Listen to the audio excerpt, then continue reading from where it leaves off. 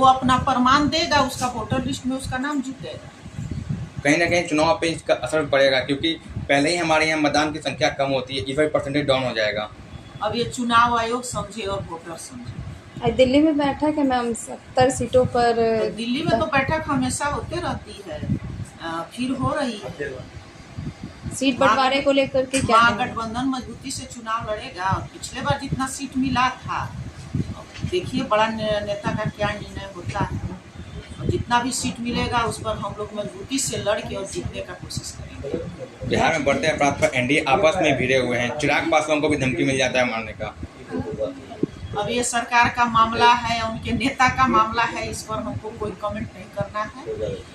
घटना घट रही है और घटना के बाद गिरफ्तारी भी हो रही है। ऐसा नहीं है कि कार्रवाई नहीं हो रहा है, कार्रवाई भी हो रहा है, लेकिन लोगों के मन में ये डर पैदा नहीं हो पा रहा है कि हम किसी का मर्डर कर देंगे, हम किसी का रेप कर देंगे तो हमको जेल जाना पड़ेगा।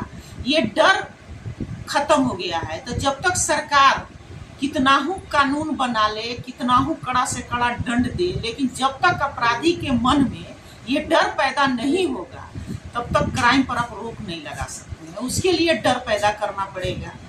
आए दिन रोज हत्याएं देख रहे हैं हम लोग, पैसा लेके मर्डर हो जा रहा है, आपसी विवाद हो रहा है, जमीन के लिए मर्डर हो रहा है, प्रेम प्रसंग में मामला में मर्डर हो रहा है। तो इस पर तो सरकार को समीक्षा करके सब लोगों से राय विचार करके और इस पर कार्रवाई करना चाहिए कि भविष्य में कोई ऐसा फिर घटना नहीं हो। सीएम नीतीश को लगातार मीडिया से दूरी बनाए रखा जा रहा है, क्या कहिएगा?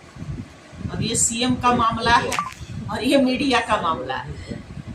मैडम, आपका विधानसभा चुनाव की क्या क्या तैयारी हो रही है अपने क्षेत्र? जब से हम लोग चुनाव जीते हैं तब से ही तैयारी में लगे हुए हैं और ये कोई नया चुनाव मेरे लिए नहीं है। मैं चुनाव कितना बार लड़ी, कई बार मैं जीती हूँ, हारी भी हूँ, इसीलिए मेरा हमेशा तैयारी रहता है और मजबूती से रहता है।